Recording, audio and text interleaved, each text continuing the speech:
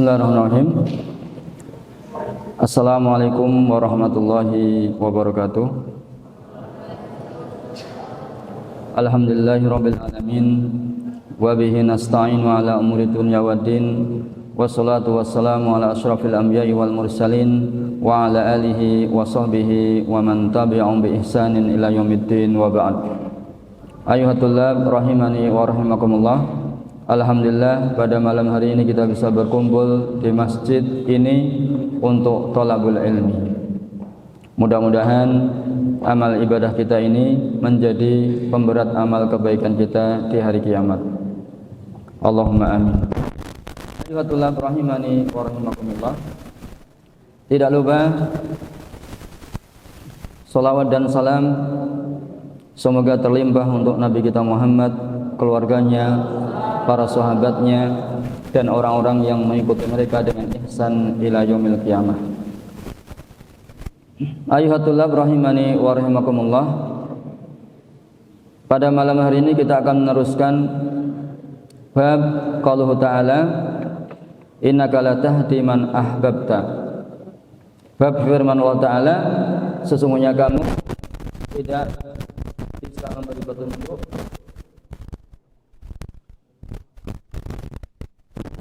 kamu tidak bisa memberi petunjuk orang yang engkau cintai.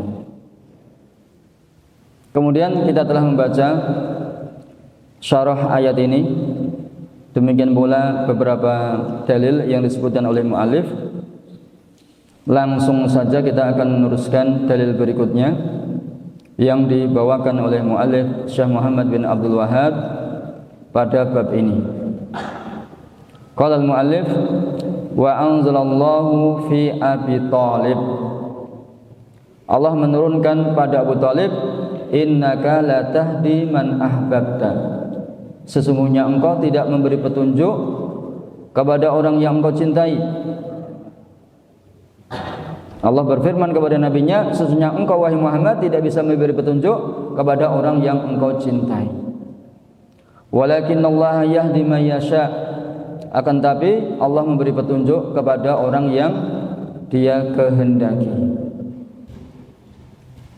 Kemudian Syekh Muhammad bin Shalih Utsaimin menjelaskan ayat ini.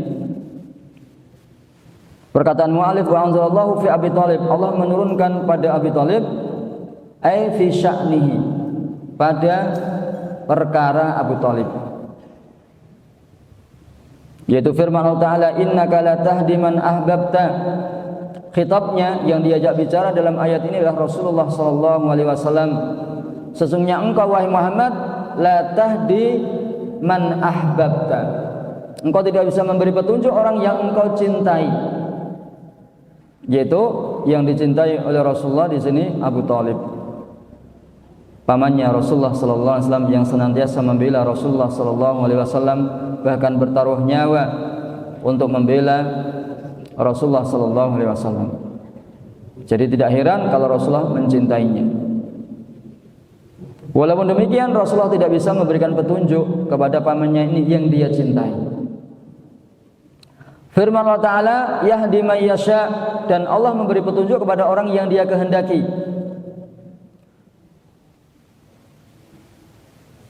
Kullu fi'lin yudhafu ila masyiatillah, setiap perbuatan yang diidhofahkan atau disandarkan kepada Allah, makrunun bil hikmah, berkaitan dengan hikmahnya Allah Subhanahu wa taala, yaitu orang yang sesuai dengan hikmahnya Allah untuk Allah memberi hidayah kepadanya, maka sesungguhnya Allah akan memberinya hidayah. Siapa? Orang-orang yang Allah kehendaki, yang sesuai dengan hikmahnya Allah. Wa man iqtadal hikmatahu an yudillahu adallahu. Siapa orang yang sesuai dengan hikmahnya Allah untuk Allah sesatkan, maka Allah akan menyesatkannya. Jadi Allah tahu siapa yang akan Dia beri petunjuk, dan Allah tahu siapa yang Allah sesatkan. Maka dalam setiap solat kita mengatakan ihdinas siratal mustaqim, berilah kami jalan yang petunjuk kepada jalan yang lurus. Tiap hari, tiap solat, tiap rakaat kita membaca ayat ini. Artinya sangat pentingnya kita memohon kepada Allah Subhanahu wa taala hidayah, petunjuk. Maka Syekh Ibnu Baz pernah berkata, janganlah engkau marah kalau ada orang yang mengatakan kepadamu Allah yahdik, semoga Allah memberi petunjuk kepadamu. Fa inna kulla insan yahtaj ilal hidayah, karena setiap orang itu butuh kepada hidayah. Setiap waktu, setiap saat dia butuh kepada hidayah Allah Subhanahu wa taala.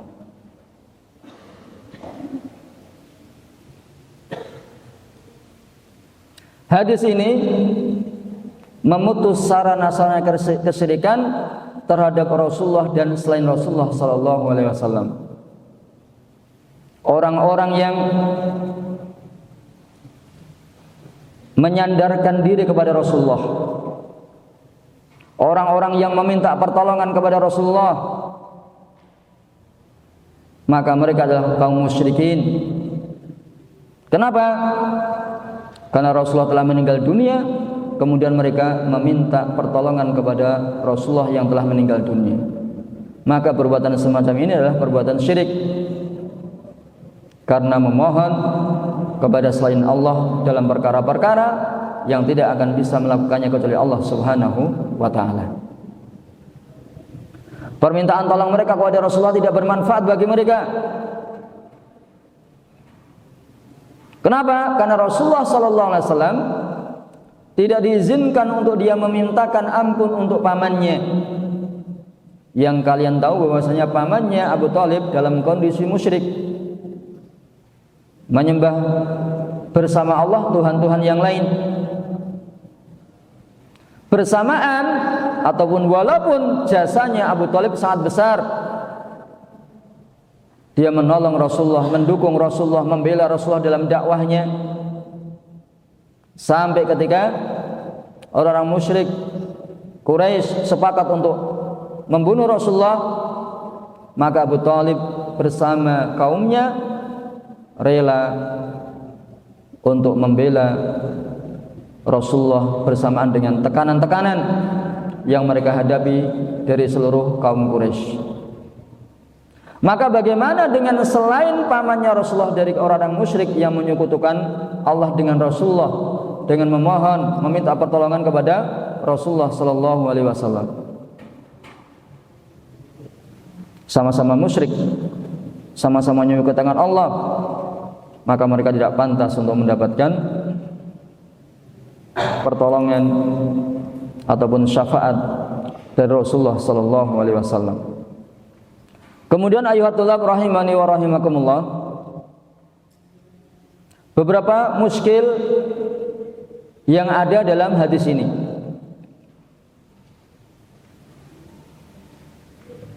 Isbatu wa nafyu fil hidayah, menetapkan dan menafikan hidayah.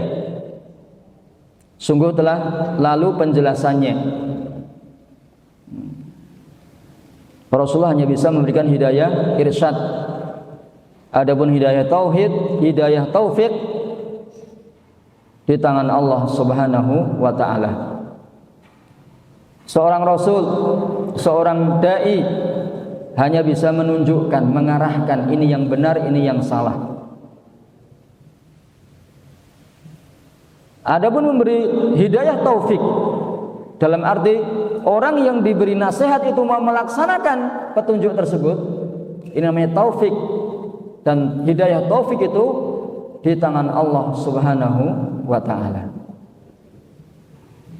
Allah yang memberi taufik seseorang untuk melaksanakan kebenaran, demikian pula Allah yang menyesatkan seseorang untuk tidak mau menerima dan melaksanakan kebenaran. Taufik biyadillah. Hidayah taufik itu di tangan Allah Subhanahu wa taala. Yang kedua, dalam hadis disebutkan tatkala Abu Thalib mengalami sakaratul maut, Yuskil ma'aqul ta'ala, maka ini dimuskilkan bersamaan dengan firman Allah Ta'ala, walaysat taubatu lil ladzina ya'malus sayyi'at hatta idza hadara ahaduhumul maut qala inni tubtul an. Hadis ini dikonfrontasikan dengan ayat, dan tidaklah taubat bagi orang yang mengamalkan keburukan sampai apabila datang kepada salah satu dari mereka kematian, kemudian dia mengatakan inni tubtul an, saya taubat sekarang. Wa dhahirul hadis qabulu taubatihi, dhahirnya hadis diterima taubatnya. Maka jawabannya terhadap muskil antara hadis dan ayat ini, jawabnya dari salah satu dari dua sisi. Yang pertama, dikatakan kepada orang yang yuqalu lima hadarat Abu Thalib wafat, dikatakan tatkala Abu Thalib mengalami sakaratul maut. Sakaratul maut itu orang yang menjelang kematian, yaitu tampak baginya tanda-tanda kematian namun belum mati. Akan tapi dipastikan orang ini akan mati, itu namanya sekarat, tapi belum mati. Wa ala hadza fal wasl la yunafil ayat. Dalam sifat yang semacam ini tidak bertentangan dengan ayat. Karena ayat tadi tidak diterimanya tobat itu kalau nyawanya sudah sampai di kerongkongan, nggak akan diterima tobatnya. Tapi kalau dia masih sekarat, nyawanya belum sampai di kerongkongan, tobat masih diterima. Orang kafir sebelum nyawanya sampai kerongkongan mengucapkan la ilaha illallah, diterima Islamnya, Islamnya sempurna. Kalau mau mengucapkan la ilaha illallah di masa sekarat dan nyawanya belum sampai di tenggorokan, Islamnya sah. Yang tidak sah dia mengucapkan la ilaha illallah ketika nyawanya di tenggorokan, enggak sah, enggak diterima. Yang kedua, anna hadza khasun bi Abi Thalib ma'an Nabi. Jawaban kedua, ini khusus berkaitan dengan Abu Thalib bersama Nabi sallallahu alaihi wasallam. Argumentasinya diambil dari dua aspek. Yang pertama, annahu qala, karena Nabi berkata kepada Abu Thalib, kalimatan uhajju laka biha indallah, satu kata, satu kalimat, yaitu la ilaha illallah, yang aku akan membelamu dengan kata ini, dengan kalimat ini di sisi Allah. Walam yujzim binaf'iha lahu, dan Rasulullah tidak memastikan bermanfaatnya ucapan la ilaha illallah ini di sisi Allah kelak di akhirat. Masih baru akan digunakan sebagai argumentasi untuk membela Abu Thalib besok di akhirat. Belum pasti itu. Kalimat la ilaha ini yang diucapkan waktu sekarat bermanfaat bagi Abu Thalib. Itu pun kalau Abu Thalib mau mengucapkan la ilaha illallah. Tapi kan Abu Thalib sampai meninggal dunia tidak mau mengucapkan la ilaha illallah. Dan Rasulullah tidak mengatakan walam yakul, Rasulullah tidak mengatakan kalimatan tukhrijuka minan nar, satu kalimat yang bisa mengeluarkanmu dari neraka. Rasulullah tidak mengatakan demikian. Rasulullah hanya mengatakan satu kalimat yang aku akan bisa membelamu di sisi Allah. Aspek yang kedua, annahu sallallahu alaihi wasallam adzina lin nabi, bahwasanya Rasulullah SAW mengizinkan untuk Nabi bisyafa'ah li ammihi, untuk memberikan syafaat bagi pamannya. Jadi aspek kedua, bahwasanya Allah Subhanahu wa taala mengizinkan bagi nabinya untuk memberikan syafaat untuk pamannya. Dan ini tidak benar dan tidak lurus kecuali untuk pamannya Abu Thalib. Wa syafa'a lahu liyukhrijahu minan nar au liyukhaffifa anhu al-'adab. dan syafaahnya Nabi untuk pamannya ini tujuannya untuk mengeluarkan dia dari neraka atau meringankan azabnya di dalam neraka. Dan hakikatnya berdasarkan hadis yang lainnya, Abu Thalib tidak dikeluarkan dari dalam neraka, tapi diringankan azabnya di dalam neraka. Wa yadfa'una qawla man qalu hadrat wafatu kanat alaihi alamatul maut bi anna hadratihi al wafat mutabiqatun tamaman liqouli ta'ala hatta idza hadara ahadahumul maut. Kemudian mereka mengatakan wa yadfa'una qawla man qalu, dan mereka menolak perkataan atau pendapat orang yang berpendapat hadrathu al-wafat, dia mengalami sekarat, yaitu Abu Thalib, dan sekarat ini alamatul maut, tanda-tanda kematian. Mereka mengatakan bahwasanya ketika Abu Thalib ini mengalami sekarat cocok dengan sempurna dengan firman Allah Ta'ala hatta idza hadara ahaduhumul maut, sampai apabila salah satu dari mereka kedatangan kematian. Wa ala hadza yakunu al-awdah fil jawabi al-ikhtisas.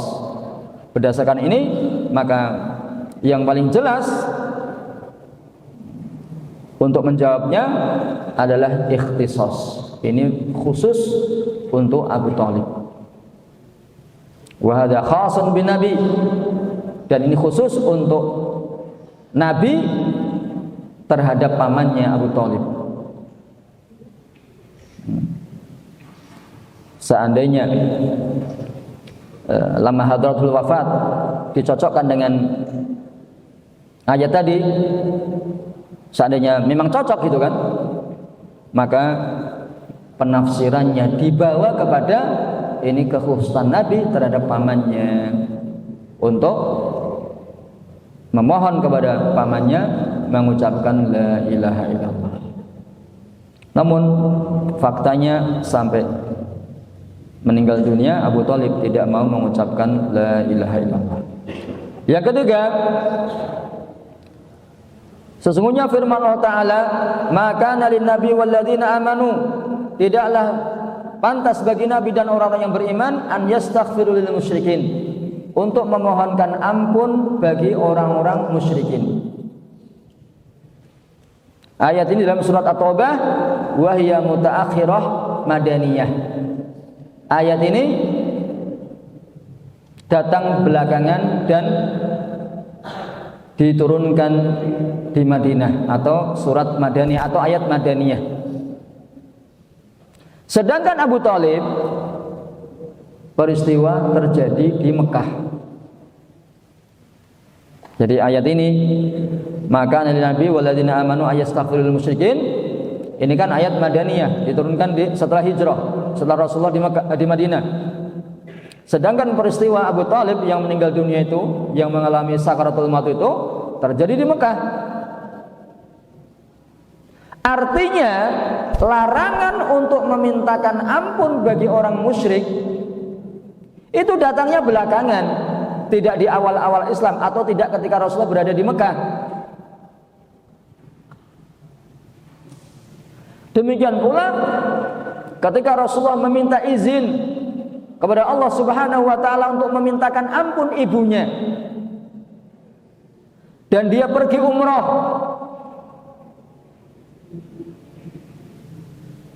namun Allah tidak mengizinkan nabinya untuk memintakan ampun ibunya, dan Rasulullah meminta izin kepada Allah Subhanahu wa Ta'ala untuk mengunjungi kuburan ibunya, Allah mengizinkan. Wa ala fardhi annaha makiyah hal yasta'dzinu li ummihi. Seandainya ayat tadi wa maka lin nabi waladina amanu ayastaghfirul musyrikin, seandainya ayat ini makiyah, seandainya, apakah mungkin Nabi akan meminta izin kepada Allah untuk memintakan ampun ibunya, padahal nas ayatnya sudah jelas, wa maka lin nabi waladina amanu ayastaghfirul musyrikin. Jelas. Rasulullah ketika turun ayat ini nggak akan minta izin kepada Allah untuk memintakan ampun ibunya. Ayatnya sudah jelas, nggak boleh mintakan ampun untuk orang-orang musyrik yang telah meninggal dunia. Dan ibunya meninggal dunia di atas kekafiran, tidak masuk dalam agama Islam.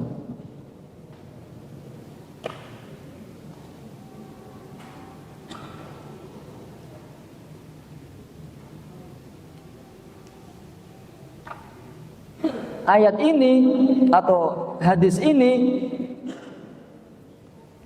juga bantahan bagi orang-orang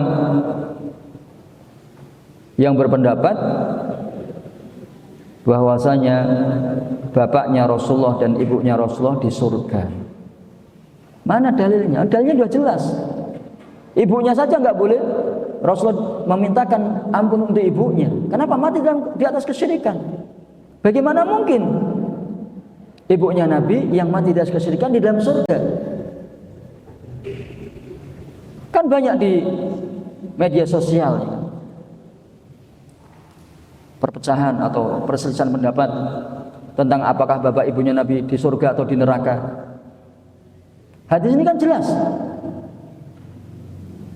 Rasulullah meminta izin kepada Allah Subhanahu wa taala untuk memintakan ampun ibunya, enggak boleh. Kenapa enggak boleh? Karena mati di atas kekafiran. Di atas kesyirikan. Ya kan? Jelas. Artinya ibunya Rasulullah finnar dalam neraka.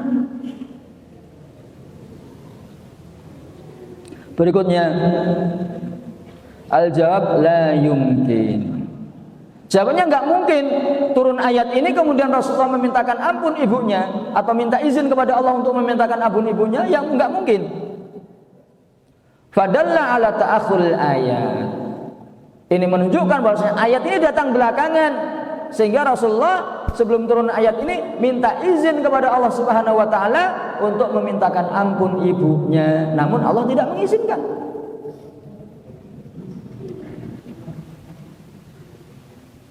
Kemudian ayuhal ikhwah, ayuhatullah rahimani wa rahimakumullah. Syekh Utsaimin kemudian mengatakan, wakila ada yang berpendapat inna sababan nuzul ayah hiya isti'danuhu rabbahu fil istighfar li ummihi. Di antara ulama ada yang berpendapat bahwasanya sebab turunnya ayat ini, maka nabi nabi walil mu'minina maka lin nabi walladzina amanu ayastaghfiru lil musyrikin. Tidak selayaknya bagi seorang nabi dan orang yang beriman untuk memintakan ampun kaum musyrikin. Ada yang berpendapat ayat ini sebab turunnya, asbabun nuzulnya, nabi meminta izin kepada Allah Subhanahu wa taala untuk memintakan ampun ibunya. Wala mani'a, Syekh Utsaimin berkomentar, maka tidak ada penghalang untuk ayat ini memiliki dua sebab turunnya ayat.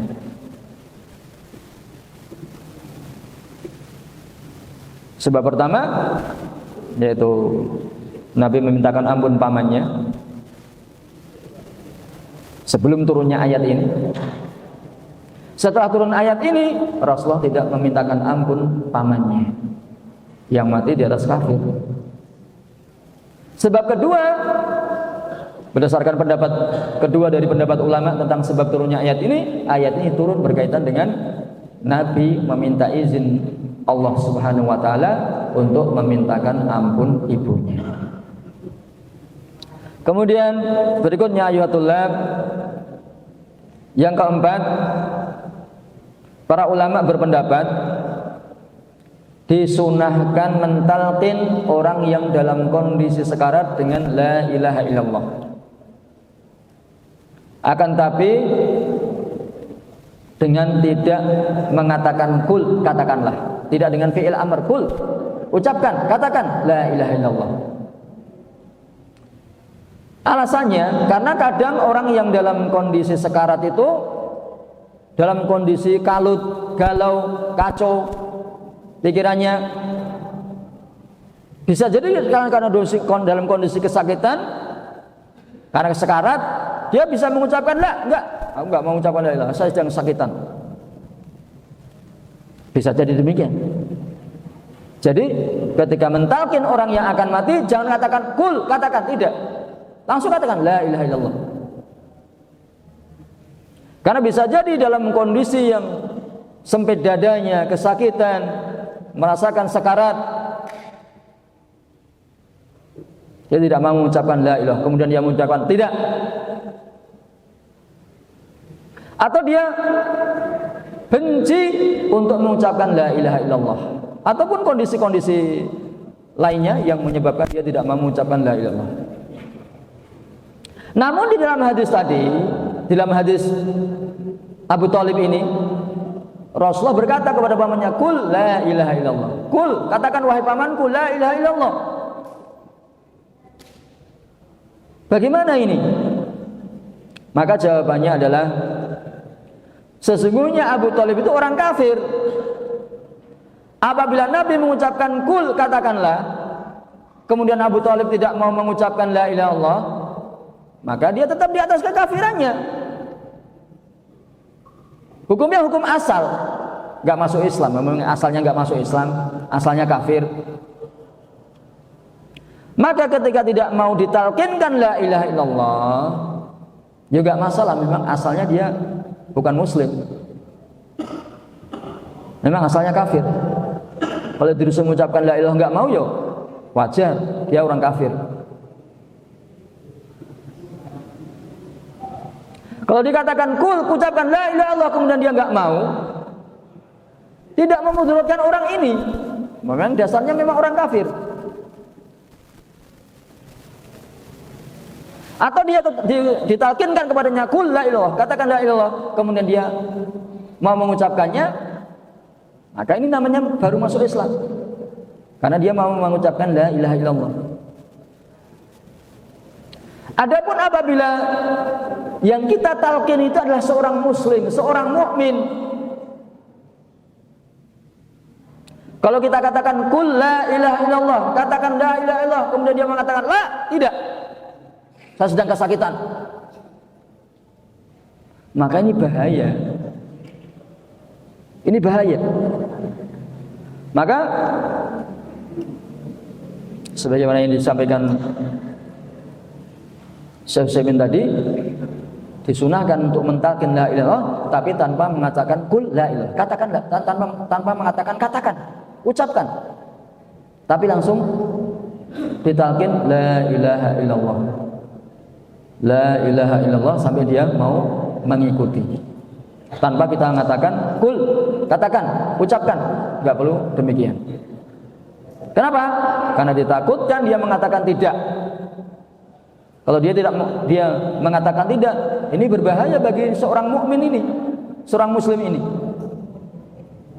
Bisa jadi ucapan tidak tadi memudaratkan dia di akhirat. Ayyuhatullah rahimani wa rahimakumullah. Berikutnya kita akan membaca masail hadzal bab, masalah-masalah dalam bab ini.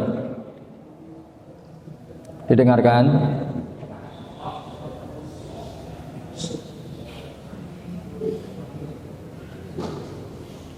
Al-masalah al-ula.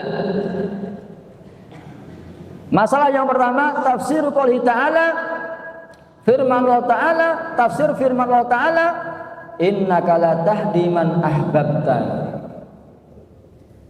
Sesungguhnya engkau tidak bisa memberi petunjuk orang yang engkau cintai.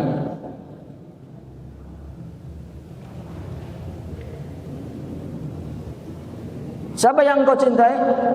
Yaitu pamannya. Namun tafsiran yang benar, sebagaimana dijelaskan Syekh Utsaimin pada pertemuan yang lalu, ai man ahbabta hidayatahu, orang yang engkau cintai untuk engkau memberi hidayah kepadanya. Jadi cintanya ini bukan cinta kepada orangnya, tapi cinta untuk memberi hidayah.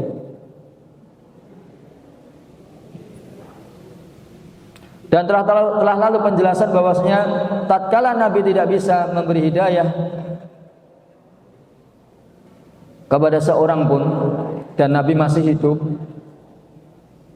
maka bagaimana mungkin Nabi bisa memberi hidayah kepada seseorang ketika Rasulullah telah meninggal dunia? Ketika Rasulullah masih hidup saja tidak bisa memberi hidayah kepada pamannya, maka tatkala Rasulullah meninggal dunia, apakah mungkin Rasulullah bisa memberi hidayah kepada seseorang?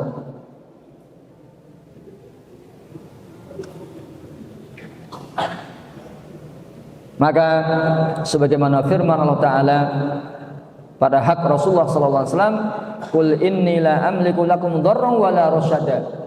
Qul, katakanlah, sesungguhnya aku tidak memiliki bagi kalian kemudaratan dan tidak pula petunjuk. Rasul tidak bisa memudaratkan orang lain, Rasulullah juga tidak bisa memberi petunjuk kepada orang lain kecuali dengan izin Allah. Berikutnya, yang kedua, masalah tsaniyah,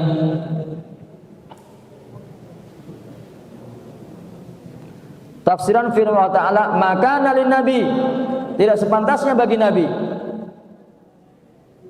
Telah lalu penjelasan ayat ini bahwasanya diharamkan bagi kaum muslimin untuk memintakan ampun kaum musyrikin, walaupun kaum musyrikin itu adalah kerabat dekatnya, keluarganya sendiri, nggak boleh.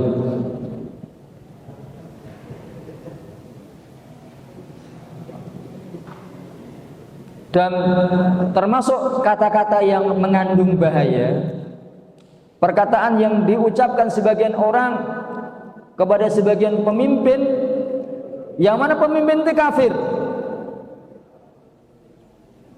Kemudian pemimpin kafir ini mati, dikatakan almarhum, yang dirahmati. Fulan almarhum.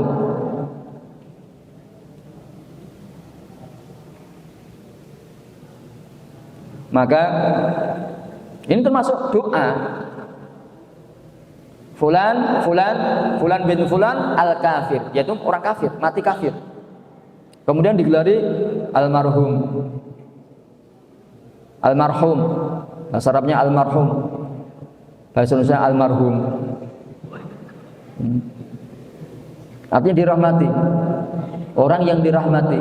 Ini bagian dari doa, mendoakan dengan rahmat Allah bagi orang ini yang digelari almarhumin. Bahasa Arabnya almarhum. Dan ini haram, nggak boleh. Kenapa? Tidak boleh mendoakan dengan ampunan ataupun dengan rahmat Allah bagi orang yang mati di atas kekafiran.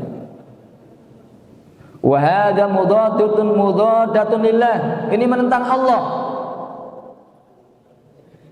Karena ayatnya jelas. Maka nalin nabi walladzina amanu ayastaghfiru lil musyrikin. Nabi dan orang yang beriman tidak boleh memintakan ampun orang musyrik.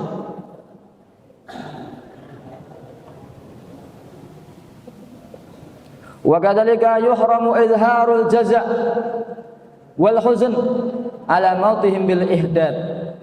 Demikian pula diharamkan menampakkan kesedihan atas kematian seorang kafir dengan ihdad, dengan melakukan ihdad dan selainnya.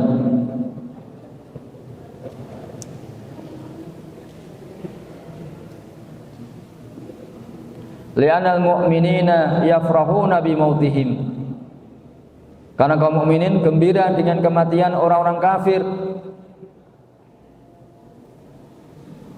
Bahkan kaum mukminin seandainya mereka memiliki kekuatan, kemampuan untuk memerangi orang-orang kafir, maka kaum muslimin diperintahkan untuk memerangi orang kafir hatta yakuna dinu kulluhu lillah, sehingga agama itu semuanya untuk Allah Subhanahu wa ta'ala, semuanya menyembah Allah. Namun faktanya kaum muslimin dalam kondisi lemah, bercerai-berai, tidak ada persatuan di antara mereka, mana mungkin bisa menghadapi kaum kufar.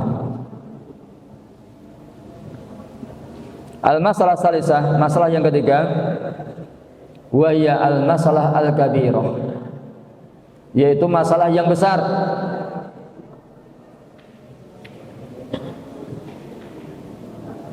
Ay al-kabirah min hadzal bab, itu masalah besar dalam bab ini, yaitu sabda Nabi sallallahu alaihi wasallam untuk pamannya atau kepada pamannya, qul la ilaha illallah, ucapkan la ilaha illallah. Jadi Rasulullah mendakwai pamannya sampai di detik-detik akhir kematiannya dengan mengajak pamannya untuk mengucapkan la ilaha illallah. Dan pamannya Abu Thalib adalah orang yang mengetahui makna la ilaha illallah. Yang mana makna la ilaha tabarru min kulli ilahin siwallah, berlepas diri dari setiap sesembahan yang disembah dari selain Allah. Artinya Abu Thalib harus meninggalkan Tuhan-Tuhan yang selama hidupnya dia sembah dari berhala-berhala yang ada di kota Mekah. Padahal ini agama bapaknya, agama leluhurnya. Itu konsekuensi kalau dia mengucapkan la ilaha illallah yang diajukan oleh keponakannya Muhammad. Dan dia lebih memilih di atas agama orang tuanya, sehingga dia enggan untuk mengucapkan la ilaha illallah. Jadi dia menolak mengucapkan la ilaha karena dia tak di atas ilmu tentang makna la ilaha illallah. Bukan bodoh tentang makna la ilaha, tapi di atas ilmu tentang makna la ilaha illallah dan konsekuensinya, sehingga dia enggan untuk mengucapkan la ilaha illallah. Jadi sebagian orang kadang melaksanakan kesesatan, melaksanakan dosa, dan dia tahu bahwasanya dia di atas dosa.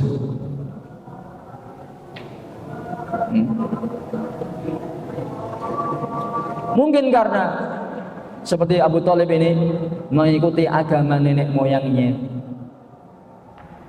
mungkin mengedepankan dunia daripada akhirat, mungkin lebih mengikuti hawa nafsunya daripada kebenaran, ya kan?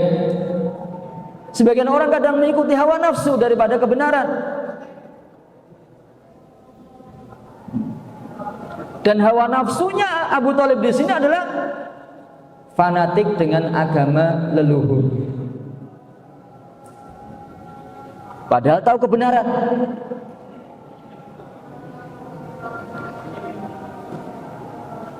Dalam hadis yang lain, Abu Thalib menolak untuk mengucapkan la ilaha illallah. Kenapa? Karena dia takut dicela kaumnya, masyarakatnya, dia takut masyarakat Quraisy akan mencela dirinya. Celanya apa? Meninggalkan agama orang tuanya.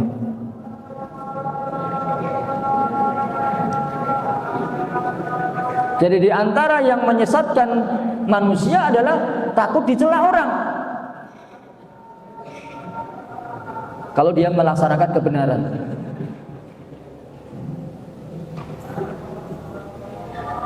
Padahal Abu Thalib tahu makna la ilaha illallah, tahu konsekuensi la ilaha illallah, namun dia lebih memilih mengikuti agama leluhurnya karena takut dicela orang-orang Quraisy bahwasanya dia meninggalkan agama bapaknya. Kemudian qauluhu bi khilafi ma alaihi man yadda'i ilma ka'anna yushiru ila tafsiril mutakallimin li makna la ilaha illallah. Perkataan mu'alif berbeda dengan apa yang ada pada orang yang mengklaim dirinya berilmu, mengklaim dirinya ulama, mengklaim dirinya cendekiawan, namun dia tidak tahu makna la ilaha illallah. Mengaku ulama tapi dia nggak paham makna la ilaha illallah. Mengaku cendekiawan tapi tidak tahu makna la ilaha illallah. Berbeda dengan Abu Thalib tadi yang tahu makna la ilaha illallah. Syekh Utsaimin mengatakan seakan-akan perkataan ini diisyaratkan kepada tafsiran kaum mutakallimin, orang-orang yang mempelajari ilmu kalam. Ini mengisyaratkan kepada perkataan ulama mutakallimin tentang makna la ilaha illallah, yang mana ahlul kalam mereka menafsirkan la ilaha illallah dengan mengatakan innal ilah huwal qadir, innal ilah huwal qadir alal ikhtira. Sesungguhnya Tuhan itu adalah yang mampu untuk menciptakan. La ilaha, tidak ada ilah. Apa makna ilah? Ilah adalah yang mampu menciptakan. Yang bisa menciptakan itu adalah ilah. Wa annahu la qadira 'alal ikhtira' wal ijad wal ibda' illallah. Tidak ada yang bisa menciptakan, mengada-adakan sesuatu yang tidak ada sebelumnya kecuali Allah Subhanahu wa taala. Ini tafsiran ahli kalam atau ulama mutakallimin terhadap la ilaha illallah. Wa hadza tafsirun batilun. Ini penafsiran yang batil. Bagaimana penjelasannya? Ya, benar bahwasanya la qadira 'ala ikhtira' illallah, tidak ada yang mampu menciptakan kecuali Allah. Tapi makna la ilaha illallah di sini bukan ini. Yang benar adalah la ma'budu bihaqqin illallah. Makna la ilaha adalah tidak ada yang berhak diibadahi dengan benar kecuali Allah Subhanahu wa taala. Karena kalau kita mengatakan makna la ilaha illallah tidak ada yang mampu menciptakan kecuali Allah, maka orang-orang musyrik yang diperangi oleh Rasulullah sallallahu alaihi wasallam di zaman itu, di zaman masa dakwahnya Nabi, mereka adalah orang yang menyekutukan Allah, menyembah Allah bersama menyembah yang lainnya. Yang mana orang musyrik itu Rasulullah memerangi mereka, menjadikan wanita-wanita mereka budak kaum muslimin apabila mereka kalah diperangi, kalah dalam peperangan. Demikian pula anak keturunannya dijadikan budak, hartanya dijadikan ghanimah.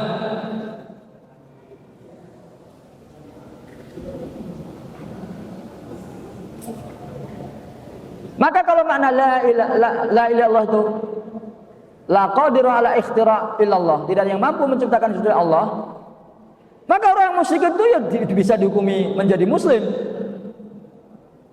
Karena mereka meyakini bahwasanya tidak ada pencipta kecuali Allah.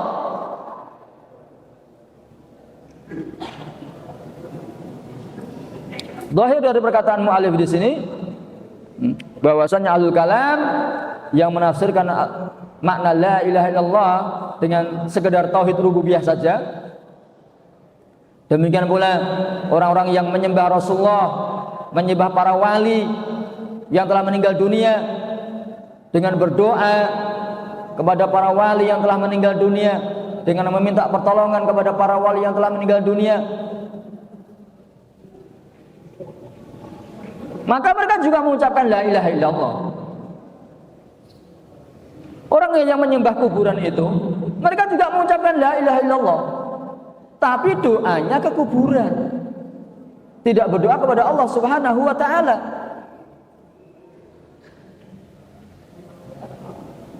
Berdoa memohon kepada para wali yang telah meninggal dunia. Berikutnya masalah Rabi'ah. Abu Jahal dan orang yang bersamanya, mereka mengetahui maksud perkataan Rasulullah dalam ucapannya kepada Abu Thalib, qul la ilaha illallah, katakan la ilaha illallah. Karenanya mereka saru, memberontak, membangkang dengan mengucapkan kepada Abu Thalib, atarghabu amilati Abdul Muthalib, apakah kamu benci, tidak suka dengan agamanya Abdul Muthalib, yaitu bapaknya.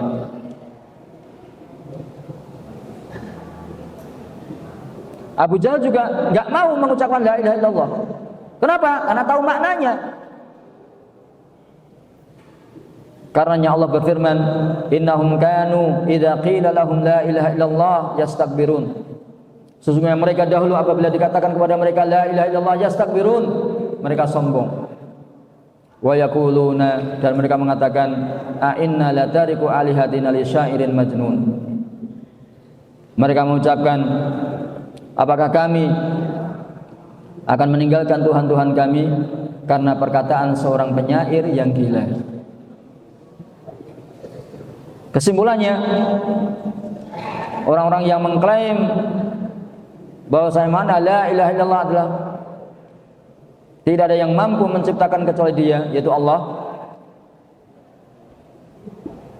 Mereka mengucapkan la ilaha illallah namun menyembah kepada selain Allah, seperti menyembah para wali, berdoa kepada para wali, bernazar kepada para wali, tawaf di kuburan wali.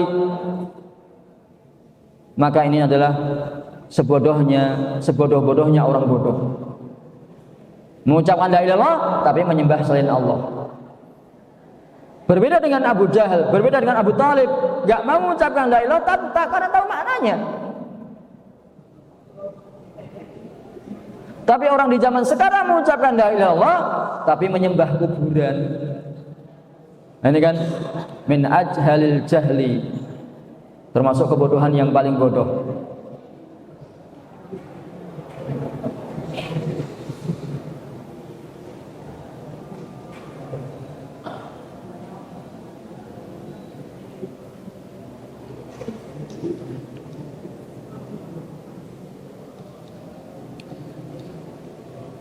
Ayyuhatullah rahimani wa rahimakumullah. Mungkin ini yang bisa kita sampaikan pada pertemuan kali ini, mudah-mudahan bermanfaat. Fa naktafi bihadzal qadar. Subhanakallahumma rabbana wa bihamdika asyhadu an la ilaha illa anta astaghfiruka wa atubu ilaik. Wa sallallahu ala nabiyyina Muhammad. Wassalamu alaikum warahmatullahi wabarakatuh.